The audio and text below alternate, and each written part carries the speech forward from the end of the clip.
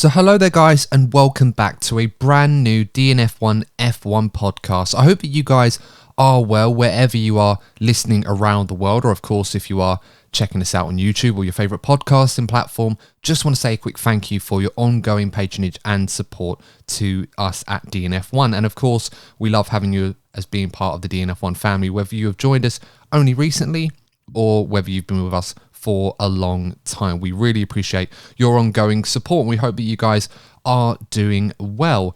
Now, of course, that's it for the end of the F1 season. The 2022 Formula One World Championship is very much now in the history books. And whilst there have been many highs and lows, the one constant that has remained throughout this season is the dominance of Max Verstappen, the world champion, and the Red Bull team. And we saw that again today as Max Verstappen took his 15th victory in an incredible season for both himself and the Red Bull team. It never really looked in doubt. Max always seems to have the measure of his rivals, and once again solidified that with an incredible drive from the young Dutchman. Now, we're going to go through many of the talking points and, of course, the sagas and arcs that finally came to a close as F1 had its curtain call for 2022. Obviously not going to be as controversial as what we saw last season. I think we'd have to go some way to find something more controversial than what we saw in 2021. So fortunately, I think a lot of us will probably breathe a sigh of relief that we're not going to be going into the winter break having to worry about who's the legitimate world champion or this or that or the FIA. I think hopefully we can just take a breather and perhaps go into next season refreshed, ready to go. Hopefully the season will be a little bit more exciting and the championship will be a lot closer than what we saw, but we certainly can't hold anything against the brilliance of Max Verstappen and Red Bull. Joining me on this episode of the podcast, as always, to sign off our final race review of the season, we have Courtney Pine and Lee Wallington. Now guys, we've done a lot of reviews this season, 22 including this one, and one thing that I think we've often expected is the dominance of Max Verstappen this season. I think it's something that hasn't surprised us. But I think when we review his performance today, Martin Brundle pretty much summed it up perfectly on Sky F1 when he basically compared Max to Michael Schumacher's performances, in that sometimes when Michael would often drive, he would drive in a way or a manner that seemed quite slow and quite methodical, but he was still lapping quicker than everyone else. He was always in control. He never really looked under pressure, with the minor exception when he was concerned about strategy. But overall, he looked pretty quick and comfortable today. I mean, that's been the tale of his season, hasn't it, with Max Verstappen? Since he got ahead of Leclerc and Ferrari, he's never really looked back. Yeah, I think when you're talking about the way that Max drove today, I don't think Max was the only driver that drove that way at all. I think Leclerc did as well. If you think about the situation, they were in a very similar situation with strategy. And obviously, Leclerc was working within the limitations of this year's Ferrari. And we all know that the biggest flaw of this year's Ferrari has been tyre leg, particularly in the second half of the season. So I think that Charles Leclerc also has that in his arsenal as well, which is actually encouraging, considering that Leclerc's probably going to be one of Max's biggest rivals going into the future, particularly when after Lewis retires. So I think it was actually as impressive a drive as it was for Max. I think Leclerc put in pretty much a very similar drive today. Yeah, I can agree with that one. And of course, we'll talk about Charles Leclerc's race a little bit later on. But just to sum up the numbers this season, Max Verstappen, 15 Grand Prix victories, which is, of course, a record in a single season. I think it's tied with the most victories in a single season, although actually it might be wrong, actually. I think they've actually got the record for the most victories in a single season. I'd have to check that at Red Bull. 17, I'd have to have a look to make sure if that's right. I think Mercedes in 2020 would be the direct comparison, or possibly McLaren with Senna and Prost back in 1988. I'd have to check that, but if anyone knows in the comments, do feel free to let us know. But it's been an incredible performance from Max and Red Bull this season. We shouldn't take that anything away from him. But as I said, the numbers really speak for themselves. 15 Grand Prix victories. I think it was 17 podiums for Max this season, which is not as many as he got last year, amazingly, but still an incredible feat. 146 points. The gap between Max Verstappen, the world champion, and Charles Leclerc in P2 this season. Whilst that's not the outright record, Lee, which is currently held by Sebastian Vettel in 2013 at 155, the gulf in points between Max and the rest of the competition has really spoke volumes about his dominance, particularly at one point in the season early on where it looked like he was going to be under the cosh to defend his title. Oh yeah, it's a massive performance of what he's done to get that gap. When you think the first and rival is always going to be your teammate who's in the same machinery. So the fact that it's a slightly bigger gap to Sergio, obviously he finished 3 points behind Charles, it just shows you the skill that Max has brought to that car and the team and the performance he's delivered this year. Other teammates across the grid are a lot closer in their points and the performance they've delivered, but the gulf this year between Sergio and Max has been quite astounding in the overall points result. Yeah, I think that's absolutely spot on, really. I can't really agree more with that point. And I think it kind of speaks volumes again already to the dominance of Max this season, that we obviously have to sit in awe and admire and, of course, congratulate them on such a fantastic performance this season. I suppose many of us will be disappointed that the challenge didn't really last very long. We could be generous and say that Leclerc and Ferrari combined put forward a challenge that lasted half a season at best, but it France is when it ended. It France, did. When he crashed out, when Leclerc crashed out in France, that was the end of it. That's true. Although in truth, it probably was over before that. That was probably the final nail in the coffin, and probably the moment in the season Leclerc himself will probably admit that he probably stopped believing that this year was going to be his year. In terms of Sergio Perez, a lot was said going into this Grand Prix, mostly about the lack of teamwork from the other side of the garage to benefit him, where he's obviously felt he's pulled a lot more into this partnership than that's returned back to him, I suppose. This weekend, there was an opportunity for Checo to get it on pole, messed up his best opportunity in qualifying where he looked like he had the measure on his teammate. When the race got underway, Max really set off and never really looked back. At no point did Checo seem that he was going to get the win this weekend. And there were even points at this weekend where Max was constantly checking on the radio, asking for Checo's progress and even giving him advice in that final stint to push the harder tyres when he was on a two-stopper to say that they would last when he was trying to hunt Leclerc down. Ultimately, he was unsuccessful, finishing P3 in the Drivers' Championship where Leclerc just got him at the end. Even though we don't want to compare this too much to what happened last time out, guys, how do we feel about Max's contributions towards his teammate this weekend? I, for one, feel that there's not much more that Max really could have done for his teammate, to be honest. I think this week was an example of, I think when you're the second driver and your teammate is, a Max Verstappen, a Lewis Hamilton, go further back, Michael Schumacher. So you have obviously Bottas and Barrichello, the other two examples I'm going to use here. It must be really difficult knowing you've got a fantastic car, but you're just completely blown away by the standard that your teammate sets so consistently. So Sergio Perez is in an interesting situation. I think up until what happened in the last race, I think he was content with the situation. But I think after the bad feeling that occurred, I think it's going to hurt him more when he loses to Max, particularly in this kind of fashion. So this might just be me talking. It must be a tad demoralising if you find out that your teammate is giving you advice on to go faster. That's just my opinion. But I just think it's going to be harder for Sergio next season, particularly if other teams catch up, because I think Ferrari seem to have taken a slight step forward this weekend, which will give them encouragement going into next season. I think we're all expecting Mercedes to be there or thereabouts. And Red Bull are going to need Sergio more than they have this season. So next season's going to be a real test for Sergio, and I'm intrigued to see how he gets on. Yeah, I think so too. I can imagine Sergio's probably gutted that he missed out on P2 this season. In fairness, as much as I've enjoyed watching what Perez has done for some parts of the season, I wouldn't exactly say he deserved P2 this season. I think today was a prime example of it's there for you, Checo. You've got the car. We know you can do this. Just go out there and get it. And he was beaten fair and square by Ferrari and Charles Leclerc. At a certain point in this race, I remember on the WhatsApp group, I was going as far as saying, I think Ferrari have messed this up for Leclerc again. Leclerc was questioning the strategy. Ultimately, perhaps he got a little bit of luck with traffic at the right time, which gave him that advantage, but Leclerc made it work. He delivered on the strategy that was proposed to him, and that's what all great drivers do, really. You can't facilitate a strategy that's going to work for someone like Hamilton, expect someone like Mick Schumacher or Latifi, just picking a few at random, to pull it off.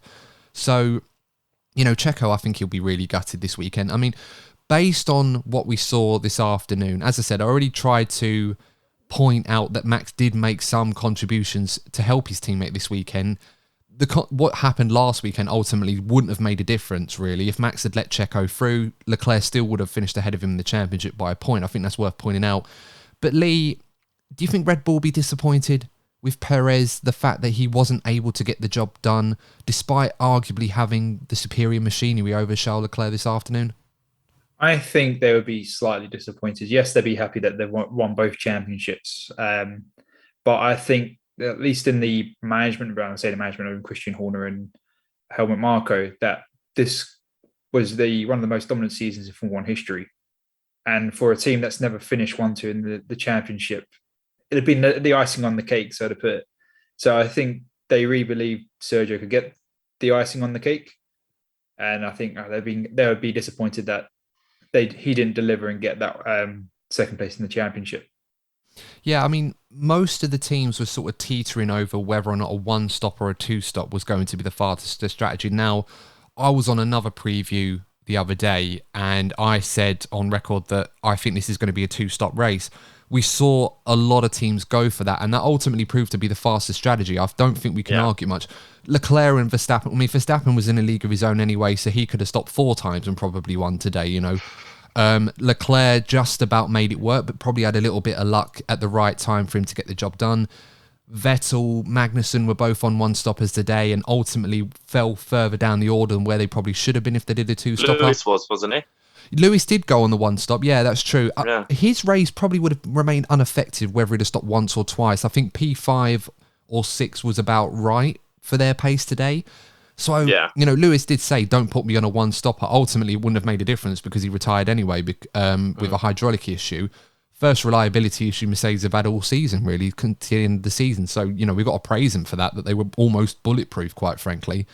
And as I said, the thing that shocked me in terms of the strategy was the fact that of all the drivers that you would have probably bet money to make a one-stop work, Sergio Perez probably would have been your guy.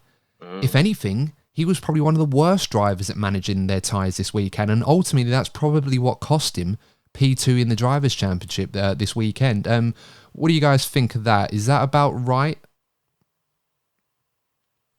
Well, I wouldn't put completely blame on Sergio. I'm not blaming Charles either, but obviously Charles had a point to prove, and I'm not say that he's more motivated than Sergio, because obviously all the drivers are more motivated.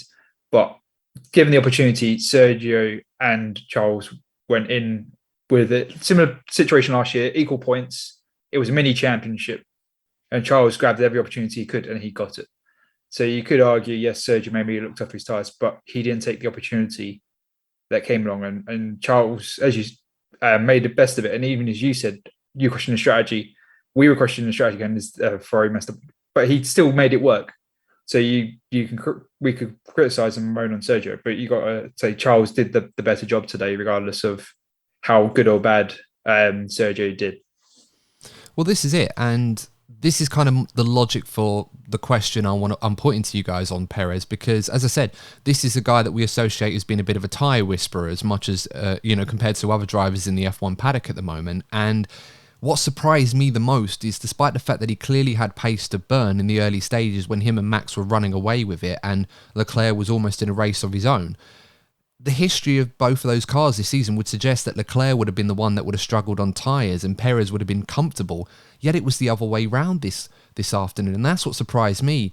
Do you think there's much more Red Bull could have really done for Perez's strategy? Because they did pit him early both times, and the second time was a gamble to try and guarantee that he'd have to either overtake Leclerc or get him on the undercut, and neither of which happened. So I'm sort of wondering, could they have left him out a bit longer?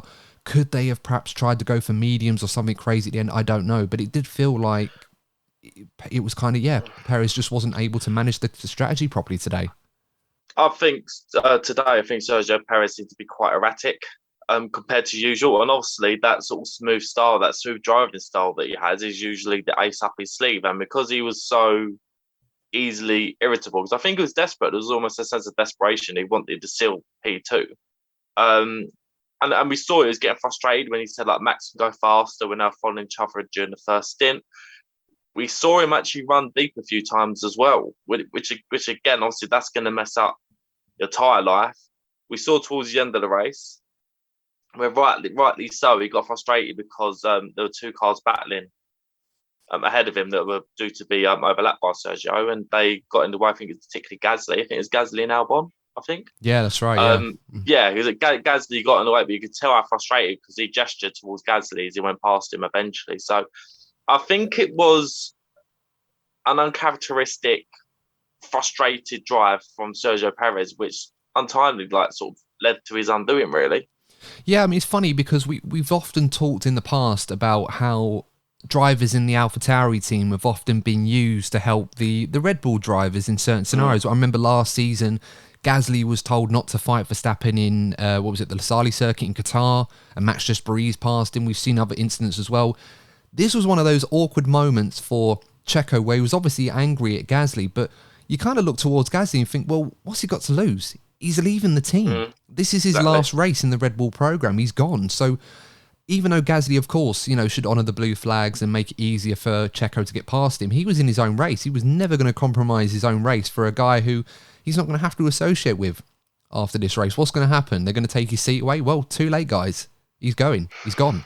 You got what you wanted. So, as I said, I think this was a day where Checo felt a bit of pressure on him in those moments. And ultimately, as you said, Courtney may have been a bit too erratic on his tyres, got the management wrong, and ended up being beaten by the better driver in Charles Leclerc on the day. So, I think Checo will be gutted to miss out on P2. But I think we can agree that this has been a very good season for Checo, and hopefully he can build on that for next season. Red Bull certainly will hope he can build on that, because they certainly will need him to for next season, because it could be a much more difficult battle for them than it has been this year. We should move on to Ferrari. We've obviously mentioned them a few times already. Charles Leclerc, I think we should start with him first of all. And look, at the start of the season, given what we saw after a few races, if you'd have said that Charles Leclerc would have ended up finishing P2 behind Max Verstappen after Melbourne, the most conservative of Ferrari supporters probably would have thought fair enough. But I think nobody would have thought that he would have been that far off of Max Verstappen. As the season played out, I think he'd have been delighted to have got that P2. It's his best result in Formula One, finishing runner-up in the championship. Also confirms another interesting statistic that the driver that has won the first Grand Prix of the season since 2017 goes on to finish P2 in the World Championship. That's happened once again after Leclerc second place this afternoon. And look, whilst I'm absolutely delighted that Sebastian Vettel got given driver of the day by the fans, you'd probably have to argue that Charles Leclerc is a good shout to be awarded driver of the day or be the best driver today based on not only his performance, but putting together that strategy, which probably wasn't the best one, but he made it work and he got the job done. Yeah, no, as I've already said it at the beginning of the episode, Aaron Presto was with Leclerc's drive. And you said it yourself, Adam, Leclerc is the better driver overall compared to Sergio Perez. And I think, it's in those big moments that Leclerc delivered. But Leclerc needs to do this more often if he wants to win a world championship, because look, Verstappen has set the benchmark now. But we've seen, particularly from the beginning of the season, that Leclerc can match Verstappen on pace. It seems that Leclerc seems to lose his head. Not at too dramatic level where he does, something crazy, but he seems to lose his head. He can sometimes be a bit too emotional behind the wheel, which just cost him, the big results. I can't remember when he was chasing Sergio Perez at Imola. It was after the obviously maximum points, and he just did an unnecessary spin because he was getting a bit too emotional with frustration being behind Sergio. And I'm hoping, look, as an F1 fan, in general, I want to see great championship battles, and I'm really hoping that Leclerc learns a lot from this, because they do say you learn the most from the hard times. So I'm really hoping he's learned from his mistakes, because he did have his part to play in Ferrari's downfall this season. So I'm just hoping that he's learned from it and he comes back stronger, because if we get what we want to see at the front next season, all these drivers are going to have to take another step forward, because not only are they going to be challenged on more pace, they're going to probably be having, hopefully, a lot of battles with other drivers, which brings in other aspects of your skill set that maybe hasn't been tested as much this season, because you had Max Verstappen in a league of his own, and then you sort of had the Ferraris and then sometimes Sergio Perez in their own battle. So there weren't as many inter-team battles as we could possibly see next season. So it's going to be interesting to see how the likes of Verstappen and Leclerc react to the changing scenario. Yeah, I agree. I think there's a lot that Leclerc can take from this season, a lot of high points and a lot of low points, lessons to be learned. Today was one of those days that I often think back to, I can't remember who it was that said it, but when analysing the performance of Charles Leclerc compared to his teammate Carlos Sainz, Leclerc has proven to have been the faster driver, perhaps the more complete driver in terms of his racecraft and his race pace and just his ultimate ability in those 1% moments to get the job done. But you also would argue that the one weakness that Charles has demonstrated this season is perhaps that mental toughness in the difficult moments, and also the ability to think on his feet on strategy. Again, today we saw times when he was questioning the strategy. I think Ferrari was saying on the radio to him, if we pursue a plan C, can you maintain this pace? Which obviously meant, if we do a one stop, can you keep this pace up? And he said he thinks so. Then he was questioning the strategy himself. This is something that we've seen and heard a lot from Charles Leclerc this season. Do you guys think going into next year that one thing Charles Leclerc probably does need to improve on more than anything else is perhaps have not necessarily the mindset or the finesse mentally to sort of make those decisions on the fly, but also have the confidence to say, I'm going to do this, I'm going to do that, stopping venting, if you like, as Carlos Sainz said at Silverstone famously before winning that Grand Prix, and going, driving with that gut feeling that he can make the right call at the right time? Well, it's definitely a skill that Charles needs to develop, and I think you saw slight signs of it today, but it's not quite at the level that Carlos has regarding that gut feel. But once he has that skill, Charles will be a lot more formidable driver than he currently is. Yeah. No, fair enough. I think it's something he has to work on next season. Hopefully it does get better for him, but there's a lot of positives that Charles can take from this season. I think he's stepped up, but ultimately there's still a ways to go before we can say he's definitely in the fight with Max, assuming that they have similar machinery next season as we kind of hope they would have done this year, but never mind. Carlos Sainz now. This was a busy day for Carlos Sainz. He was definitely in the wars a little bit. Obviously, he was having a nice little battle early on with Sir Lewis Hamilton. At the start of the race, on lap 1, made an interesting overtake, similar position to where Max and Lewis had a similar incident last season. Lewis, of course, being forced to go off the road over the sausage curb this time, and which obviously may have caused some damage to his car, which affected him later on. Lewis did try to keep the position. Eventually, he was told by, we don't know if the stewards really got involved in this, but he was told by Bono to give Sainz the place back, which he did, and then obviously went back ahead of him, back and forth until Sainz eventually got away. What did you guys make of that incident? Was that a fair move from Sainz, or was that a little bit too aggressive? Because it was a close one, I must admit. It looked like Sainz had the corner, and I do think like where we are in the season to sort of makes those kind of decisions a lot easier, because if you're saying that, I don't know, Carlos Sainz and Lewis Hamilton were halfway through the season and they're both involved in the championship battle, I don't think Mercedes would have been as quick to give up that position. It's that end of season feeling where it's like, oh look, God, no, it's just give the place back, save the drama, let's just get this season over with and enjoy a holiday. So I do think that the decision was correct. But yeah, I just think Mercedes wanted to sort of save the drama and carry on with the race. And Lewis was punished, obviously, because where he hit that curb, it did seem that the impact on the floor did affect his setup, which, slowed him down during the first stint. He improved during the second stint, but then the incident itself could have, we don't know for sure at this point of recording, could have led to the hydraulic issues that Lewis had to the end. But at the same time, you don't want to be taking incidents like this away from Carlos Sainz, because I think overall, Carlos Sainz has done a fantastic job at Ferrari. Last season, he beat his teammate. This season, in a race-winning car, got that first win that he really needed to, take his confidence to the next level. And generally speaking, he seemed to be, very competent in that car. And I do believe that if Ferrari take that step forward that they need to really challenge for a championship, I think Carlos Sainz will be a great asset for that team. Yeah, no, that's a really, really good point.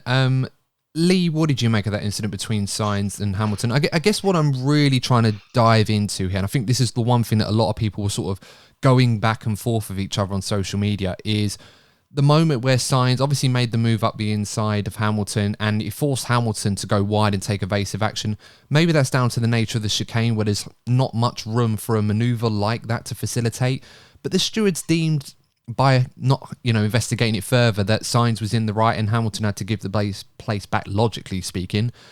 What did you make of that? Was that a bit too much, a bit too aggressive from Sainz, or do you feel that Hamilton was just mugged on the inside and was just a bit unlucky to be where he was?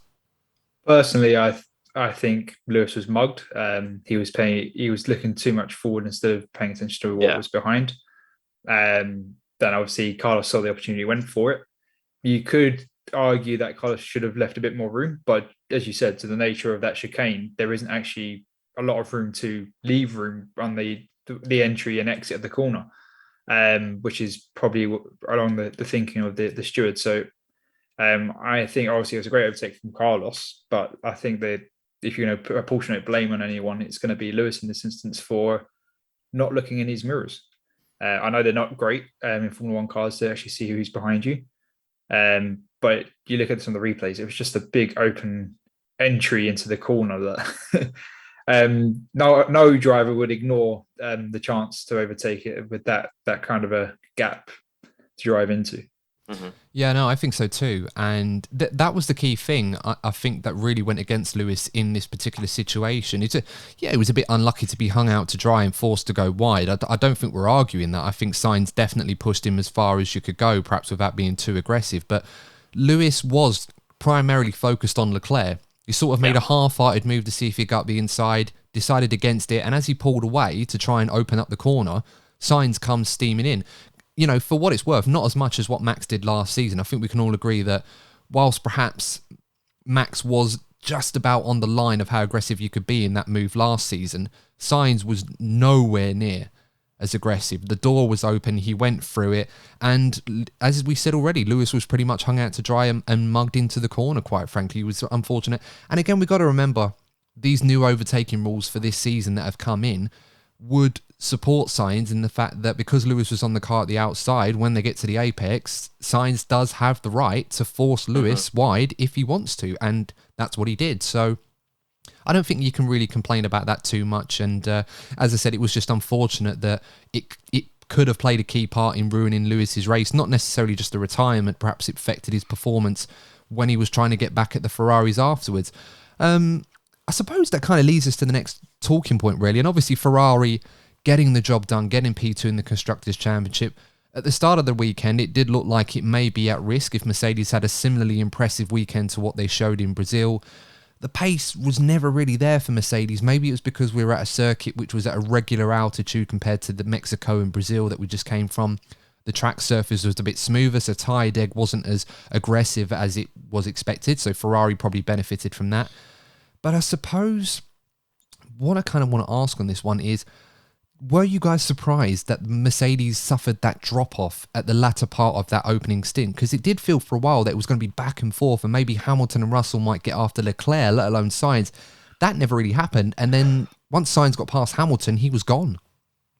I do think that Lewis Hamilton's race pace today will always be a bit of an unknown because he started well. He was matching Leclerc, catching Leclerc, and he got caught napping. As we all agreed, he was too busy watching Leclerc, got mugged by Sainz. Then obviously with the incident, it definitely affected his the setup of his car in the first stint, because in the second stint he actually had decent pace, but he was always playing catch up after the first stint, and it always seemed to be gremlins with the car. So I do think that Lewis Hamilton's race pace today will always be a bit of an unknown. I don't think the Mercedes pace today was as bad as it ultimately looked. When it comes to George Russell, George Russell had a decent race, but I think for his standards, he was caught napping a little bit. The pit lane incident with Lando Norris was a little bit lazy on his part. I think George Russell was one of the drivers today that was on the beach. It wasn't a terrible performance, but it was definitely an end of season kind of performance from George Russell, and he'll definitely be putting in much better performances in the future. So I just feel that the performance that we saw from Mercedes in general, they probably could have done better in a different on a different kind of race day, to be honest. Yeah, no, that's a fair point. And George Russell's race was okay, I suppose. It was mid. Yeah, it was mid. And obviously, yeah, we can say mid, but we don't mean it to sort of put him down or anything like that. But no. The pace was never really there for him this weekend. There were moments, and you can argue that it was a good battle between himself and his teammate today, but it was one of those performances I think Mercedes perhaps were hoping for a little bit more. He certainly wasn't helped by the fact that his team had a very slow pit stop at 5 seconds or so, and then it put him out right in front of Norris, which gave him a 5-second time penalty on top of that. And whilst they'd have had aspirations to try and get P2, ultimately they came a little bit short, probably where they expected to be at the start, given their ailments at the start of the season. I suppose looking back for Mercedes, one thing I think they do need to focus on for next season, not necessarily just the car, I think that is obviously going to be an important factor as well, but there are certain small things that Mercedes need to do. Like I said, strategy is going to be one of them that they have to improve on. I think if they're going to be in a direct fight with Red Bull and possibly Ferrari next season, their strategy game has to be up there. And the pit stops. Now, I said this to you guys as well, that when George Russell had his stop, it kind of reminded me that Mercedes have not been that great when it comes to pit stops. And we don't often associate this issue with Mercedes. As I said, like strategy-wise, they've always had a good enough car to kind of work around that. This season, they haven't. Pit stop-wise, I think I remember seeing on the DHL fastest pit stop award, or the pit stop points that they have for the season, Mercedes were languishing around 6th or 7th. You can cut it any way you want. That's not good enough for a team of that caliber. Yeah, but again, I think if you look even during Mercedes dominance, I do think that Mercedes have always gone with a conservative pit stop approach, because I think they've always gone for like the mindset of, instead of going for the eye-catching mid 2-second pit stops, I think they've always gone from the conservative approach, knowing that if you make a mistake, it does mess up your race. But I think where Mercedes have obviously been struggling with their performance, obviously those losses in time become a bit more apparent and sort of compound the issues that they're already having. But even for their standards, I completely agree, Adam. They haven't been on the ball, but they haven't been on the ball in general this season. And just the way that we're spoken about Charles Leclerc and some of the mistakes that Ferrari have made, Mercedes need to learn a lot from the unlucky W13 and go again. They've got the personnel, they've got the talent, they're multiple world champions for a reason. So I have faith that they'll come back. It's just a case of when they will, whether if they will at all. Yeah, and we hope for their sake that that's going to be sooner rather than later. But I think, as I said, Courtney, a lot of positives to take this season, considering where they were. If someone had said that they would have been in the fight for P2 in the Constructors on the final race of the season, that probably would have been fairly generous, to be honest. So I think they'd have been relatively happy with that. Sir Lewis Hamilton had an interesting comment to make on the W13 this season, which I'm sure will surprise absolutely nobody, saying that he was looking forward to the end of Tuesday, which will be the last time he'll have to drive this thing, and he doesn't ever plan to drive this one again. It won't be one of the cars that he requests to have in a contract. Now, of course, I'm paraphrasing a quote that he made. The one positive, I suppose, that we can take from that, Courtney, is whilst some Mercedes fans will be glad to hear the W13 will be just in the factory for display purposes and maybe even the scrap heap compared to some of their other legendary cars amongst them, but it does look like Lewis talking about a new contract. Perhaps that's something that we could expect over the winter break. Perhaps they might negotiate a few more years on his deal. I'm not sure when his current deal runs out. I think it's next season or something like that. So it's end of next year, I believe. Yeah. So, well, that's good news for Sir Lewis Hamilton fans. Obviously, he has a mindset or desires to want to stay on a little bit longer. So that can only be good news. Yeah, 100%. But I think they have to.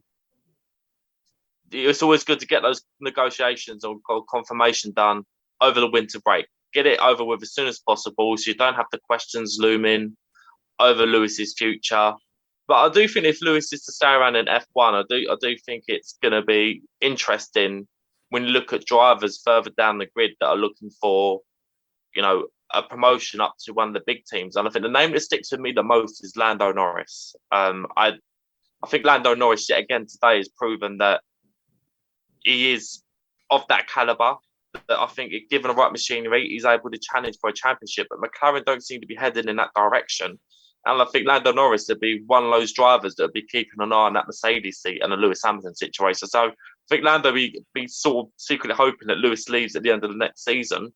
But I think for Lewis, I think he still has plenty to offer the sport.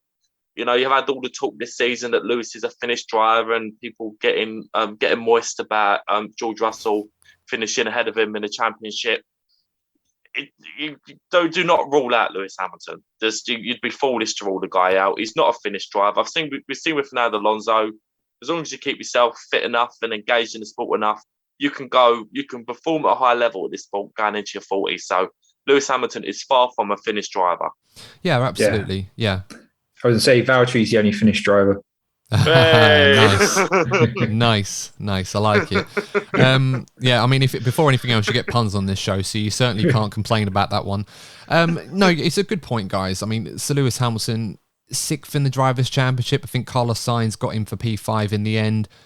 I might be right in thinking that might be Lewis's worst ever performance in the season in the Drivers, and it's his first season without a race win, which is something I didn't think any of us expected. Or a pole position as well. Yeah, that is.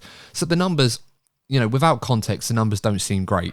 But obviously, we know watching this season that at times Lewis has been up there with his absolute best. He's just been very unfortunate. He could have easily won a few races this year if it weren't for Max Verstappen being as brilliant as he has been this year. That's just been the constant that has denied Lewis in that regard.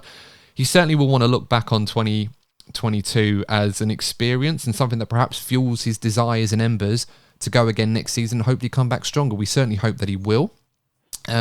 Speaking of futures, Mattia Binotto at Ferrari obviously would have been a very tense day for Ferrari to make sure they got P2 in the Constructors. They ultimately did that quite emphatically, I think, based on their performance this afternoon. There's been a lot of rumours regarding his future at the team. Some people going as far as saying that he's out the door and that even Fred Vasseur, the current Alfa Romeo/Sauber team boss, will be taking over. Fred Vasseur will comment, that he was reached for comment, spoke to Belgium F1 journalist Gaëtan Vigneron, apologies if I spelt that wrong, or pronounced it wrong I should say, asked his opinion. He basically said, I won't say anything, you'll find out soon enough. Very cryptic message there, you can take that for what it's worth, but I want to put the question out to you guys. Ferrari were obviously, according to Mattia Binotto, their expectation was to challenge for a world championship and maybe win a few races, not necessarily win the world championship. Now, you can take that for what it's worth at Ferrari.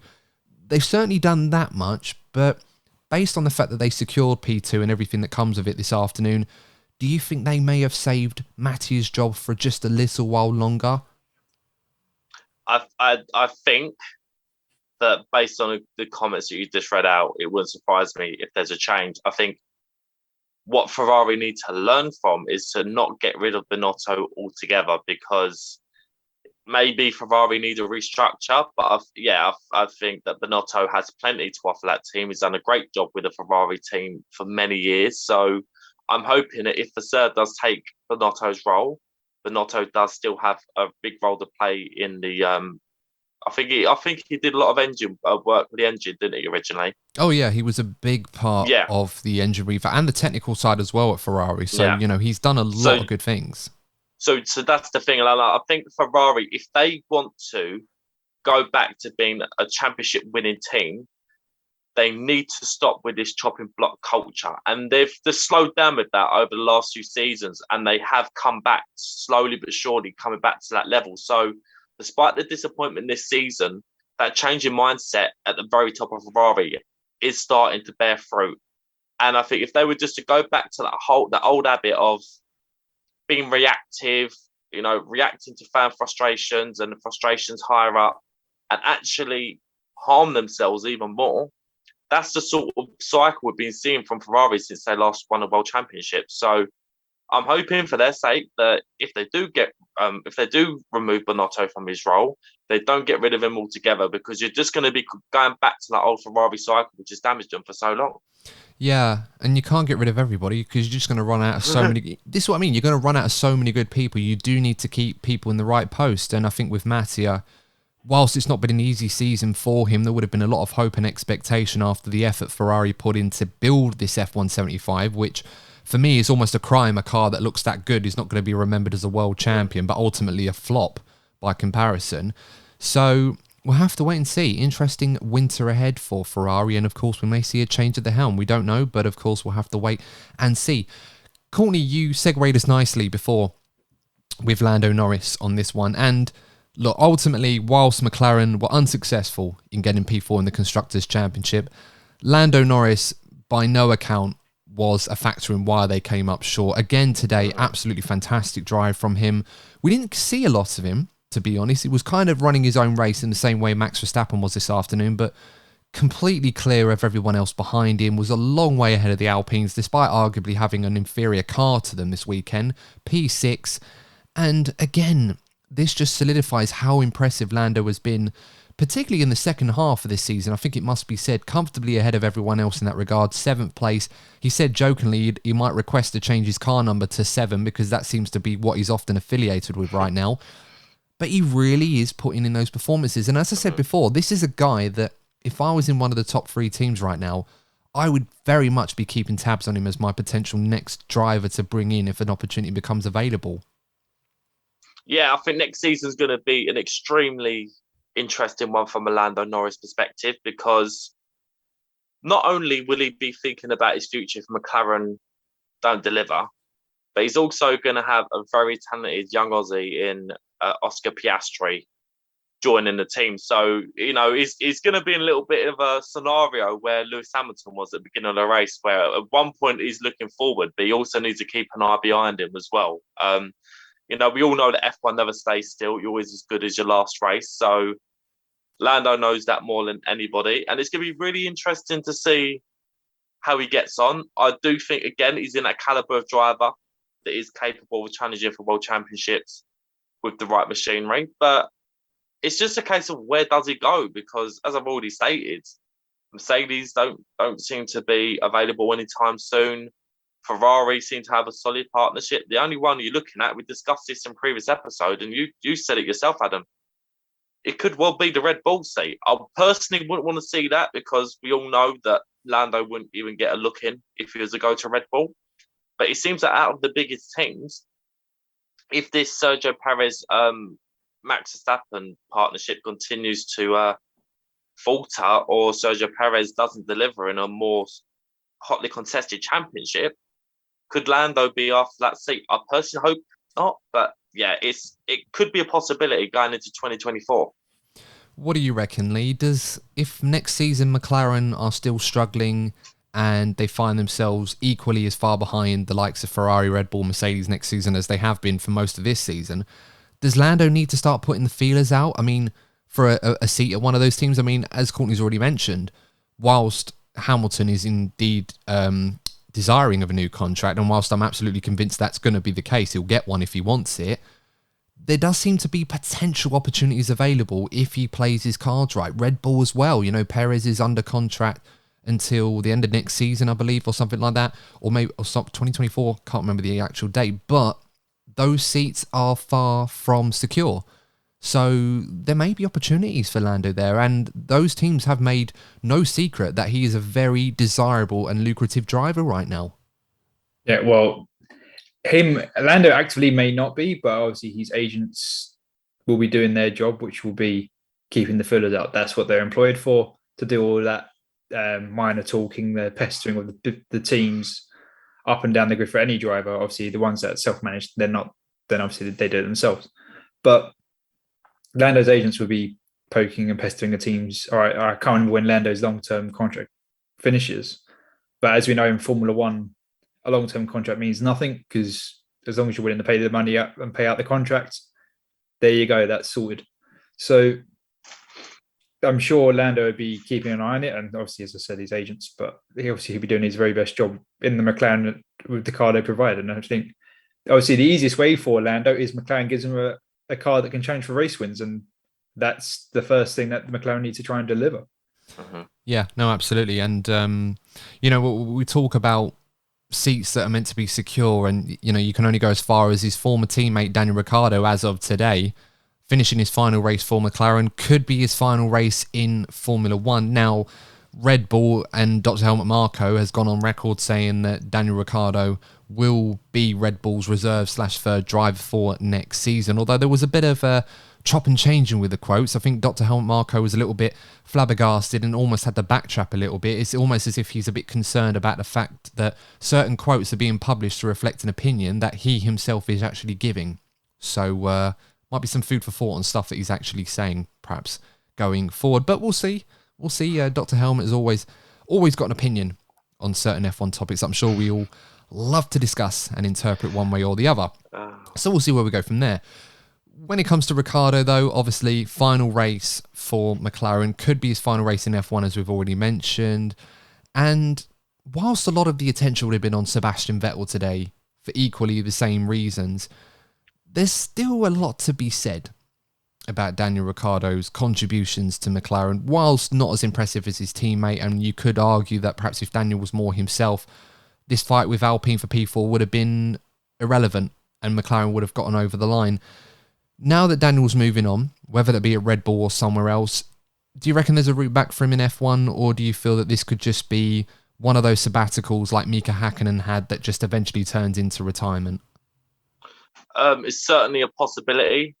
But I do look back at Daniel's time at McLaren, and it's brilliant that we just discussed, how good Lando Norris is. I do sometimes wonder if Lando has been outperforming that McLaren that much that it's just made Daniel look worse, because we're seeing how unpredictable and inconsistent that McLaren has been over his time there. He got the race win at Italy last year when the car was on point.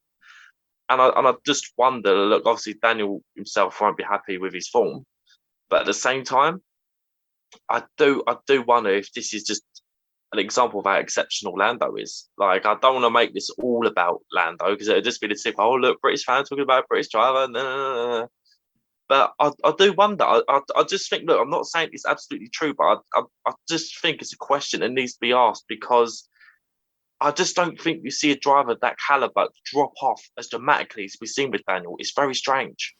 No, I think one of the things I heard was that there was an issue with the front end of the McLaren, which is something that we've known for a little while this season and even last year. And Daniel's the sort of driver that really struggles to drive a car that doesn't have a solid front end. And we saw the same thing when he was in the Renault. And that was something they worked on quite a lot during his early stages at Renault to kind of work around that. And eventually they found a solution. All of a sudden, Daniel's in the fight for podiums, and he even got a few himself. It's one of those that McLaren really never got on top with that, and perhaps this new crop of cars, Lando just found it a lot easier to get around some of these issues with stability and under braking that Daniel just wasn't, I wouldn't say prepared to, but he wasn't able to get around them and show the sort of performances that Daniel Ricciardo can do, and ones that we remember him for. Will always be remembered as a driver that has won incredible races, but has never really been a driver that you could always rely on week in, week out to get those results on a regular basis. And in this world of Formula One, it's a results-based business. It's very, very cruel to even the most talented drivers when they're off their game. And I just wonder now that whilst Daniel is not old, he's 32, 33, teams are looking to the future. We're seeing some of the drivers coming in. We see the guy coming in to replace him, Oscar Piastri. And you've got to be competing at the highest level in this sport. And if your level drops, that's ultimately what happens. Lee, what are your thoughts on this one? As we say goodbye to Daniel Ricciardo, for now at least, do you feel that what kind of route back to F1 do you think there is for him? I mean, for me, it almost feels like if an opportunity in AlphaTauri turns up with their driver lineup for 2024, that might be the most likely route in for him, if any at all.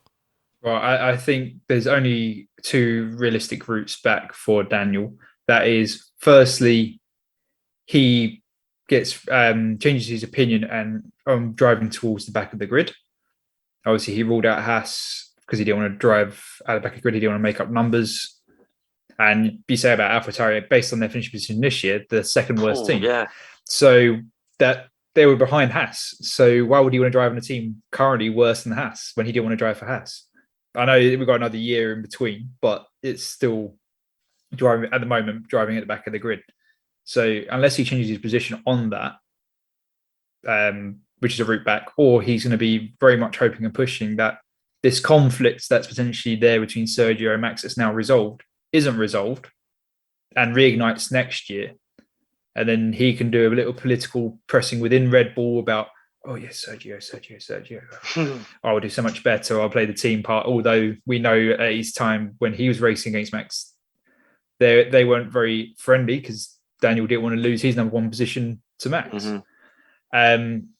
So that's the only two ways I see him back. And I don't think Daniel wants to drive at the back of the grid. So it's only really he's going to be pushing for Red Bull. Well, that's it. So he's had a sabbatical that's going to return into retirement. And we, as fans, you don't get that nice farewell like we saw with Sebastian.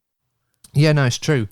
And this is kind of what I was talking about earlier with, Norris being a very sought after option for a lot of teams and also looking to the future as well. Even though if Daniel is going to Red Bull next season and makes an impression as a reserve driver or whatever he does behind the scenes that gives Red Bull the positive impressions that he could jump in if needed to take over from Perez. If I was at Red Bull and still had Ricciardo, I'd still be looking at Norris.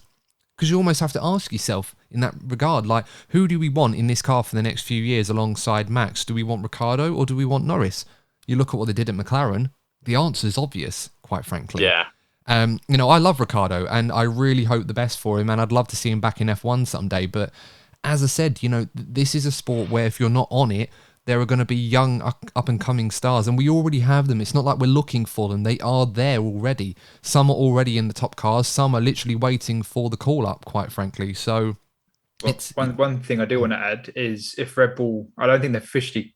have they officially confirmed him? Or no, they sort of confirmed it and then backtracked on it because I think it's like the Oscar Piastri thing all over again. We're literally waiting for Daniel to put the tweet out saying, "Oh, Red Bull have confirmed this without my knowledge. I need to say that this has not happened yet," or something stupid like that. But what I was going to say is, if he is signed as a third driver or a reserve driver or a development driver, he's going to be used quite a lot. Red Bull in the PR side of things. You think of all the PR batterings Red Bull have had this year, Daniel Ricciardo, is the second most popular driver on social media. So maybe they're just signing him from a PR side of things of getting Daniel there. Look at our shiny Red Bull image. We've got Daniel, and that's it. There's a whole PR movement. Well, they did this, didn't they? I mean, not to sort of get too carried away, but this does seem to have the hallmarks of Cars 3. Where, if for anyone who watched that film, Lightning McQueen, obviously his final races and then says, oh, well, you're joining this team, but you're going to be selling mud flaps and shock absorbers in like Asia or other markets that haven't been tapped into. It's a little bit like that with Red Bull and Ricciardo. Like, we want you back, but we want you for your image or your marketability. We need that. And those are assets that Ricciardo offers with all due respect to him. And perhaps it gives him a nice balance between, doing some work as a driver, having that time off he perhaps needs. I'm just not sure it's going to materialize into an F1 seat in the future. I mean, it could do. A lot of strange things happen. I certainly didn't expect Nick de Vries to be on the grid next season, but then obviously the Italian Grand Prix happens and all of a sudden 3 or 4 teams want him. Crazy stuff. So you can never rule it out. Quick note on Alpine, congratulations to them for consolidating P4. In fairness, they look nailed on for that position. They've been the 4th best team this season. They've always had a good car. And unfortunately, their Achilles heel this season, whilst it's not ultimately affected them too much as a team, has been Fernando Alonso's reliability. 7 times he's had reliability problems, which has taken him out of races this season. I think almost all of them have been related to water leaks, quite frankly. And again, we talked about the aggressiveness of Renault in their engine push for performance. That's something we've seen a few manufacturers do this season to close that gap before the engine freeze comes in. And I think no one will be happier than Fernando Alonso to be leaving this team. There was a quote he was saying before the race this weekend saying, "I'm going to miss everyone." And then Ocon basically said, "I thought you said you couldn't wait to leave." And then Prime Alonso responded saying, "Yeah, I can't wait to leave. Hopefully next year I'll have a more competitive car." And that's Fernando Alonso to a T, isn't it? And but one thing I do want to ask really is, whilst obviously Alonso disappointed to lose out on his last race for Alpine with a retirement, wasn't able to do donuts with Seb at the end of races. I'm sure we were all hoping, same with Sir Lewis as well in that regard. But one thing I think that will be very encouraging for Fernando is that he was doing a lot of good racing today with Seb in the Aston Martin. He's going there next year, and if the Aston Martin is an improvement, relatively speaking, compared to what he's seeing in front of him, I think he might be pleasantly surprised that that car might actually be better than he was expecting it to be when he signed the deal. What do you guys reckon? Yeah, it looks like, particularly towards the end of the season, it seems that Aston Martin have actually gone on quite a steep development curve. They seem to have made a real step forward. So you do tend to, obviously, after the big regulation change this season, if you're seeing teams, make a step up in their performance at the end of the season, it usually bodes well for the following season. So eyes are certainly going to be on Aston Martin next season, and maybe Fernando knows something that we don't, about what's going on at Aston Martin. We all know that they have lofty ambitions. We know that doesn't always, turn out to be the case, but it's good to see a midfield team have lofty ambitions, because in my opinion, there are 2 or 3 teams in that sport that are just there to just be a part of it. Don't have any real ambitions. Might take on the odd rookie here and there, see how that goes. So it's good to see a team that has ambition to challenge at the very front, and then that obviously, aligns with Fernando Alonso's ambitions. But yeah, I think he'll be optimistic, but it'll be interesting to see how Fernando Alonso gets on if Aston Martin aren't performing at the level that he wants. Yeah, and I think everyone in F1 will hope that that's the case, really, because we want to see Fernando fighting near the front. We know he's never going to get into one of those top 3 teams anymore. That ship has sailed long ago, and mostly because of Fernando, the way that he's left, particularly Ferrari and a few other teams in the past. It's never always been positive. But as I said already, fighting with Seb today in the Aston Martin, in Seb's hands, who was driving phenomenally well in the last few races of the season and of his career, of course, it does show the ultimate potential that Aston Martin currently have right now. And I think you'd argue to a degree that even though it's not as good as Alpine, it's certainly not too far away from that. And if you're Fernando Alonso, Lee, you're looking at the back of that Aston Martin thinking, okay, this might be quite interesting. This might turn out better for me than I'd have thought, quite frankly. What are your thoughts on that? Well, I think he definitely be surprised that there's, Courtney said, on the development curve. All right, I would add, although Mercedes don't have the best engine in horsepower at the moment, they're being mighty on their reliability. And for many years, Fernando's been saying, I want a Mercedes engine. He's finally going to get one next year. So he's going to be very happy on that regard, getting a Mercedes engine. But I definitely think, although we talk about, he's going down from Alpine, which have obviously they finished 4th. Based on the development curve Aston Martin had, you wouldn't be putting them off fighting with Alpine and McLaren for 4th next year.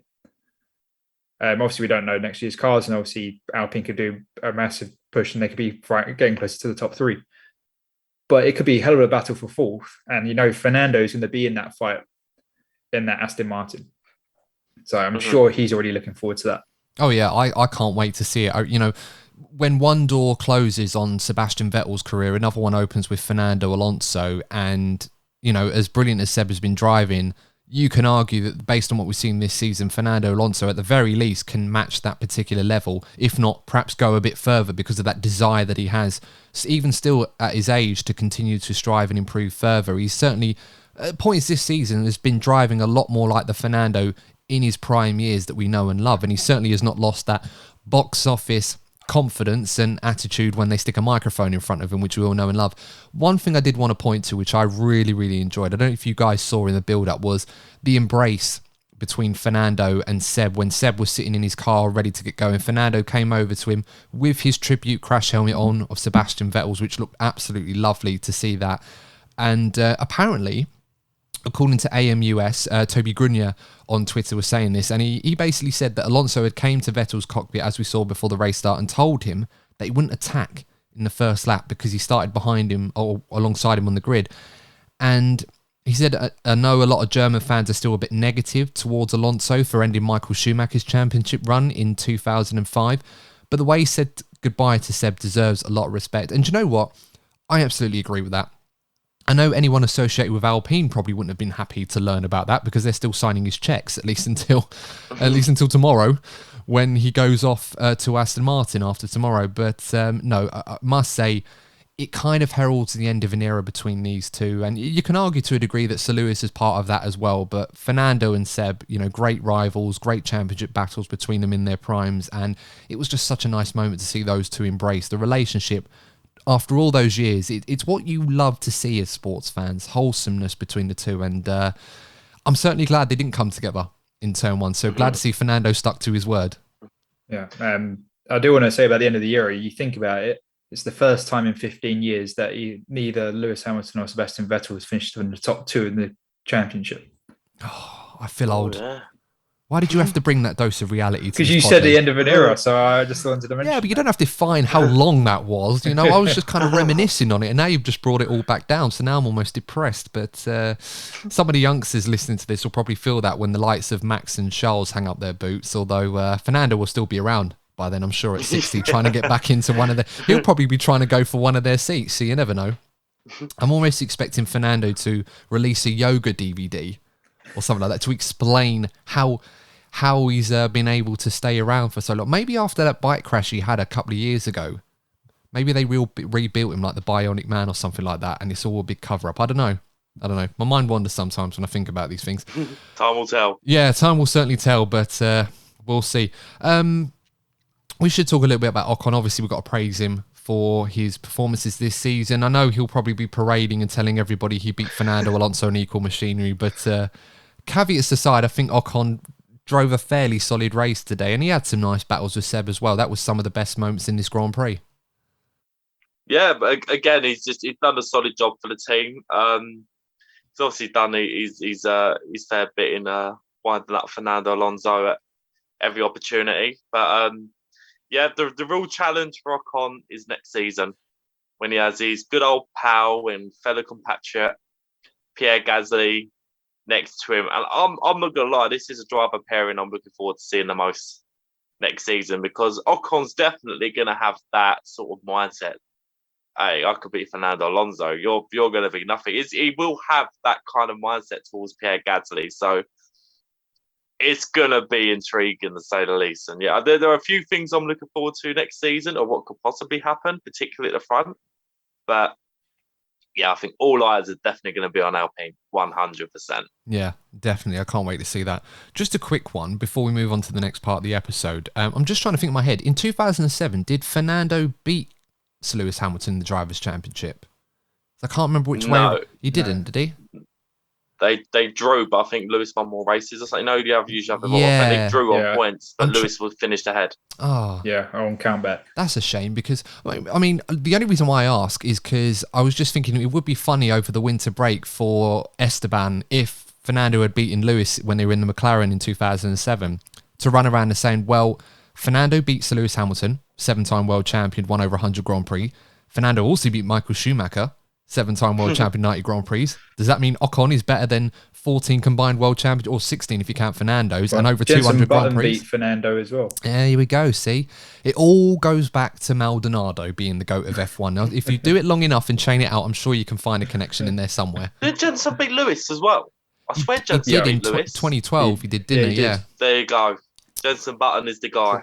Yeah. Not much of a mathematician, because saying Checo missed out by 1 point when it was free, but he certainly was the GOAT. So, all hail Jenson. Not going to be an accountant, but he was a fine driver. But nonetheless, let's talk about, what was it? Haas, obviously, we've got to talk about them as well. And not a great race by their parts today, but ultimately P8 in the Constructors' Championship. And I was having a really good discussion. Again, I was on another show the other day, and I was having a good discussion on Haas behind their logic with bringing in Hülkenberg for Schumacher. That's now been confirmed that Hülkenberg will be driving for Haas in 2023 alongside Magnussen. Mick Schumacher, unfortunately, loses out. Rumours about his future, I'm sure, will intensify now that Logan Sargent has got his super licence after finishing P4 in the F2 Championship, so congratulations to him. Looks like he's going to Williams as we expected. Mick Schumacher may end up as a reserve driver at another team. He has aspirations to stay in F1, so we'll have to see what happens with that one. But it was a really good discussion I was having, and I was kind of making the points where I feel like Haas are making the right decision from a business perspective to bring Hülkenberg in, but for Mick Schumacher as a talent-wise, I think they're making a mistake not looking to their future. Didn't do myself any favours, Mick, by crashing into the back of Latifi towards the end of the race. But that's kind of ultimately summed up his season and his time at Haas, quite frankly. But what did you make of that this weekend, guys? So the decision to replace Mick, I do think it was right because they are on a low budget and they can't afford to, keep on having to replace the damaged parts. So in one sense, I can see why they've done that. But at the same time, you have a look at that partnership of Nico Hülkenberg and Kevin Magnussen, and you think, right, both reliable drivers will do the job for the team. But I just think that driver lineup sort of sums up where Haas are as a team and where they identify or their aspirations in F1, where they're just happy to just turn up. As I said, I've mentioned it earlier on, Haas are definitely one of those teams that are just happy to turn up, make up their numbers, be a part of the show, get the prize money at the end of the season, and repeat. It's like they started with so much promise, but we just knew it was going to happen because they've done it. Like when they've started well, they've come up with a good concept, but they haven't developed it. And with these changing regulations, they did have more of an opportunity to push on, but it just didn't seem to have the desire. We've seen it with Alfa Romeo as well. There's two teams that are just, enjoyed the fleeting moments up front, had their moment. Now let's just step back and have a breather. There's no desire. And I do feel that with that driver lineup, yes, they'll do the job, but you're not expecting Nico Hülkenberg or Kevin Magnussen to set the world alight next season. Like, let's be honest. No, neither am I, to be honest. Lee, what do you think of that decision with Hülkenberg? Ignoring today with Mick Schumacher's mistake going into the back of Latifi, you think it was the right call for them? Personally, I think it's the right call from them. Right, they may neither of them may have not the outright speed that Mick may have or has displayed, but Kevin has been pretty much up there with Mick or ahead of Mick. And then on top of that, just the technical feedback. Obviously, I don't know how much technical feedback Mick has provided, but you imagine Kevin and Nico will be providing more technical feedback, which will obviously help develop the car. And regarding what Haas has done, they have moved up the championship position compared to last year. So that's been a successful season for them. They've got more money for next year, 2 drivers that can help do the technical development. All right, it may be a start of something of getting Haas more back into the midfield, into the back of the grid. And you never know, in a few years, once they're a bit more stable, they could go, okay, we need a faster driver. We're going to get rid of Nico or Kevin. But for right now, I think it's very much a long-term plan of building back into the midfield and leaving the back of the grid, which you would say that's been successful this year. Yeah, no, I think that's fair. As I was saying already, I think from a business perspective, I think that has driven Haas's decision-making more than anything else. I think they're well aware that Mick Schumacher, in recent races, despite not having the absolute peaks that Magnussen may have had, like we saw at Brazil, for example, Mick has shown at the very least he's on Magnussen's pace. And in some cases, when everything goes right, he's faster than Magnussen. I think this weekend we saw that, where Mick was showing his pace and Magnussen just wasn't able to match him despite the error that Schumacher made at the end of the race with Latifi. It's kind of summed up his time there.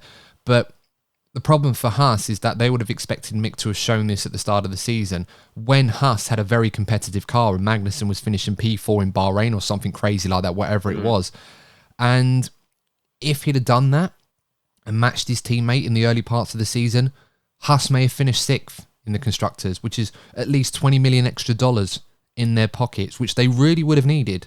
They will have more money to spend next season, of course, with their new sponsorship deals, but for a team like Haas, that is so important. And whilst Mick's peaks were very, very good and impressive, they weren't consistent. He never followed up with them. And for a team like Haas, you need drivers to deliver on that. And we're not even talking about the hefty repair bill that the guy came with. So whilst I'm a bit sad to see him not on the grid next season, I think perhaps the reserve role, Mercedes seems to be the place where he's most likely going to go, and Toto Wolff's spoken quite highly of him. Perhaps that kind of management and that kind of environment will only make him better, and perhaps he can come back in a few years' time, or perhaps the season after next season, and be a much better driver for it. We'll just have to wait and see. He's obviously very confident, reckons he can win races and be world champion. And I mean, why wouldn't he? He's a Schumacher after all, so you certainly can't say he's not going to believe that. But interesting to see what will come of him. And of course, interesting to see what will come of Hulkenberg, what he will be able to deliver coming back. I'm sure there'll be a lot of expectation on his shoulders. Before we round this all off, got to talk about Aston Martin. Very, very unlucky to miss out on P6. It came down to Valtteri Bottas's P5 in Imola earlier in the season being the difference, as they both finished on 55 points. Sebastian Vettel hunting down Daniel Ricciardo, his old teammate and adversary at Red Bull all those years ago.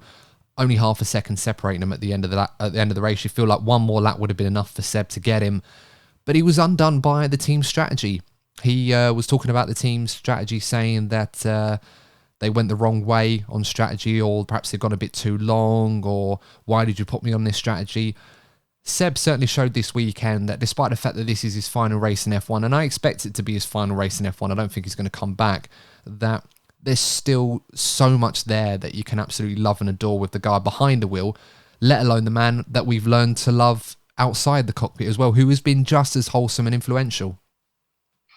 Yeah, I think with Sebastian Vettel's retirement, like usually, you're really sad for the driver that they're leaving, but I don't feel that way as much for Seb himself, obviously as the driver, because he's been very vocal that he's kind of lost the desire to be in F1. He's been very open about that, and he's also he has other projects that he wants to pursue. He wants to use his influence to tackle the matters that mean a lot to him personally. So obviously, we're going to look back and we're going to we're losing one of the drivers of our generation. So it's a little bit poignant for us three because of our age and whatnot. But for Seb personally, I'm happy for him. I was very concerned about him, the way that his career ended at Ferrari. I was happy that he had a seat in F1.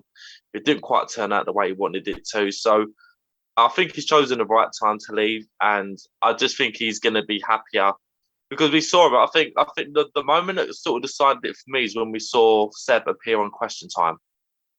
That's what really, because you just don't see things like that happen. You just don't. You don't see, current sports stars appearing on, political broadcasts. So it was clear at that point that Seb's mind was elsewhere. He's being very open about his matters. He usually goes in with helmets, portraying a message, slogans. He's been very much a part of Lewis's efforts over the last couple of seasons. So I think he's going to be a lot happier. He's done what he's done in F1. He's walking away with 4 world champions, four world championships. Isn't really going to get an opportunity to be at the front again. So yeah, overall, I'm actually happy for Seb. Yeah, absolutely. I mean, the guy has been a huge asset, not only to F1 from a sporting perspective, but we often talk about certain key figures high up in sports from an administration or operational level, talking quite oftenly about this reluctance for sport to be involved in politics. But we've seen politics always use sport for so many different reasons. I mean, we're not going to get into those because, of course, it's not that kind of show. But we know, the sort of things that I'm talking about here. Uh-huh. It's not a new thing either. So when you get moments like that, there's absolutely no reason why you can't involve certain sports stars that have a platform, have a level of influence for change, and to be good role models. And they're not expected them to use that influence and use that position to try and not necessarily enforce change, but influence others to make the right decisions going forward collectively. That's what they're there. That's what they do. People are very quick to attack these people. It's like Max Verstappen last week. People are very quick to attack the guy on not being a great role model, for not being a team player. But then say 10 years time, Max Verstappen ends up on Question Time and does the same thing that sort of Seb does. People will be very quick to say, oh, well, you shouldn't be talking about this. You're driving a Formula 1 car. You're doing this. You're doing that. You shouldn't get involved in politics. You can't have one without the other, quite frankly. And Seb has been exemplary in showing this, and I could think of numerous examples of why Seb would have been attacked for his conduct in F1, in the past, and look where he is now. So I do understand that, and I hope that whatever Seb goes on to do, that he can make the world a better place, and I'm sure he will. That's what he's wanted to do. He had that wonderful run that he did with some fans and journalists and some personnel at Abu Dhabi this weekend, wearing different shirts saying Danke Seb, equal rights for women in racing and environmental causes and Black Lives Matter, all of the above that you can think of. Seb has been a huge part in supporting and advocating for all of those good causes. And that just, is testament to how great the guy is. I mean, some of the messages as well, with some of the drivers that were left to him. I mean, Sir Lewis Hamilton had a lot of great tributes for Seb, referred to him as his best friend in the sport and one of the true people that he could really count on and grow with. Charles Leclerc had a lot of nice things to say with Seb. I think he was saying, Seb was saying to Charles, actually, saying, like, you are the most talented driver he's come across in 15 years. Don't waste it, but sure, whatever you do, to be happy and smile. Thanks for everything. And that was a wonderful thing that Seb said to Charles Leclerc. And that's a very high praise from someone of his caliber. Max Verstappen's praise to Seb will always be my favourite. When Red Bull presented him with a gift, Ferrari also did one similar. I think the bodywork to one of his old Ferraris, wrote some nice stuff there. But Max's message to Seb was my favourite, basically saying to Seb, I know I'll miss you. You were a great driver. I know you always preferred me from behind. And that was in reference to the crash between the two of them when Seb drove up behind Max at Silverstone a couple of years ago, which was, you got to, love or hate Max Verstappen. You certainly can admire his sense of humour from time to time, and something that Seb would appreciate. But I guess what I'm trying to get at, guys, is it kind of sums up how much Seb meant to the F1 paddock. And I don't mind saying this. I do not think you will ever see many drivers, past or present, that had such a positive, wholesome influence on F1 and will be more severely missed than Sebastian Vettel, quite frankly. Yeah, I think like it's the mindset towards Sebastian Vettel actually took a big shift. I know you've had your opinions on that because of how he was portrayed during his time at Red Bull, but he definitely, his reputation within the F1 world has sort of transformed, be it, after his time at Red Bull, I'd say. But yeah, no, he has. He's been a great asset to F1, and I think F1 will miss him. But I don't think Sebastian Vettel's going to miss F1 as much as F1's going to miss Seb. No, that's very, very true. And after 300 Grand Prix and 4 World Championships, 53 race wins, over 100 podiums, driver of the day is probably not going to be the highest of accolade. And I was really, really hoping that the F1 community would get behind this, and they did. So thank you guys for everybody that voted for Seb. I admittedly am not one of these people that often vote. I did today because I wanted to play my part. But no, great stuff to see Seb getting that recognition and love from the F1 fans. Guys, before we sort of sign off for our final race review of the season, I want to push you both for a favourite Sebastian Vettel moment now that his long career has finally come to an end. Lee, I'm going to come to you first on this one. Oh, this is such a tough one. There has been many moments, good or bad. But the one that comes to mind the most is obviously how he's won his first championship without leading the championship all year. Yeah, it was the only time, wasn't it? Yeah. Yeah. I mean, that's how you do it. Counted. Yeah, that's how you do it. You as long as you're leading it at the end of the checker flag on the final race of the season, that's all that matters. Oh, I'm going to have 2, but I just had another one. But Go on, what's your other one? Go on, what's your other one? No, it'd be his first win. No, go on. Oh, his first win. That's a good one. That is a good one. That was completely when he was an unknown. Right, it wasn't. That wasn't his rookie season, was it? No. His rookie season was back in. He did a drive or two for BMW Sauber in 2005. Was it 2000? Yeah, he did. Yeah, did in Indianapolis. Yeah, that's right. Yeah, but yeah, he's obviously his first win because that was completely out of the blue. Oh yeah, absolutely. It was an incredible drive for him. Still, for me, his best ever win. I know it sounds crazy given how many he's had, but no, I think that was phenomenal. Courtney, favourite Sebastian Vettel moment? Doesn't have to be a good one. It can be one that had a huge impact, one way or the other. Yeah, I think it's more of a phase than a particular moment. I think it was the battles with Lewis in 2017. I think it was a massive breath of fresh air. not only for F1 that were tired of seeing Mercedes dominate. So it was a breath of fresh air to see them get challenged. It was a breath of fresh air for Lewis after, the disappointment in 2016, and a whole new challenge for Lewis.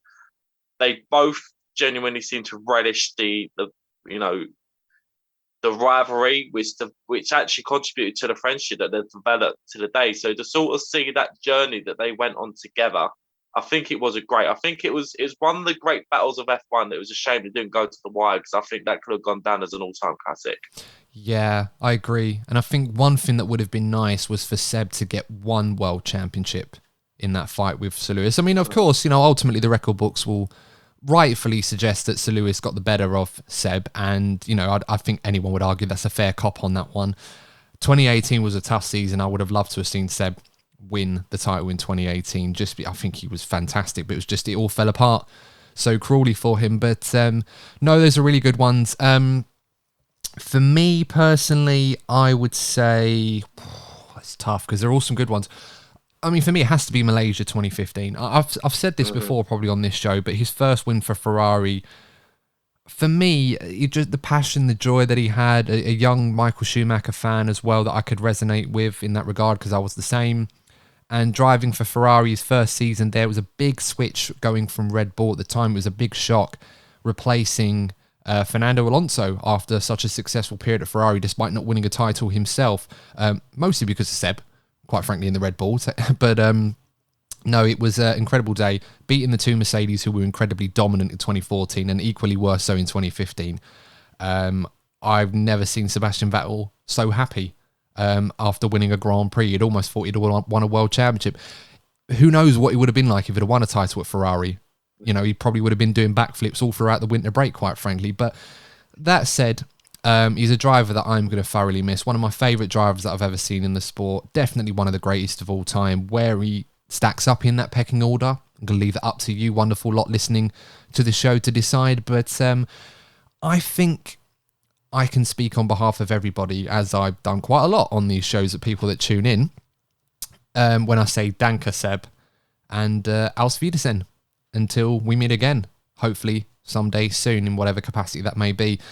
But until next time, guys, thank you so much for tuning in. I hope that you have enjoyed this race review amongst the other race reviews and preview shows and all the other shows that we've done this season.